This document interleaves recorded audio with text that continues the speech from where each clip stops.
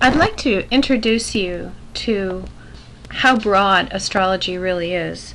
Most people they've looked in the newspaper and seen their horoscope, or they've had their chart done perhaps, and they think, well, I know what astrology is, but let me just show you. Here's astrology, okay, which is basically and astronomy, and you can see astronomy up here. It's basically where the physical planets and things are in the sky. And mathematics, and I guess they've put numerology in there as well, is the mathematical and numerological relationship between the planets. Also, I would put angular relationship in there as well. I would in the past have kicked up quite a fuss at the word divination, but you'll see that there are a couple of places where the lines get blurry. There are two main types of astrology. There's judicial and natural astrology. Judicial comes from the word judge, and so on this side of the picture you're going to see stuff where you have to make a judgment or you have to ascertain something from the data that you've been given.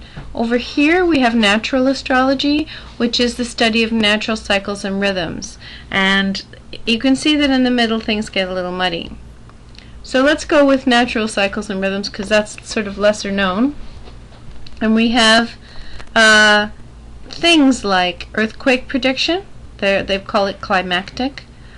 They've got gardening. If you look at the Farmer's Almanac, all that planting information, has all been discerned well over a year ahead of time. And they've used astrology, specifically heliocentric astrology, to make those recommendations for planting, when the frosts will be, and so on. It's quite useful. Then we get into mundane up here and economic. Mundane is kind of political astrology, what they call political astrology. You can see that down here. But it's like the chart of a vessel, the chart of a country, the chart of a particular stock that's trading on the stock market. All of those things can be judged through mundane astrology. So it's not the astrology it's not the birth chart of a person, and it's more general. They use a lot 0 Capricorn and 0 Cancer rather than a specific location or house system, because a lot of these kinds of questions that they're asking affect the entire globe, and as you know, the midheaven and the ascendant change according to where you are in the world. Over here we have medical astrology. I would tend to switch it up. I would tend to put medical astrology kind of closer to this side of the board, because it is there is a judgment, some form of judgment to be made. It certainly is a study of natural cycles and rhythms. One cannot disagree with that.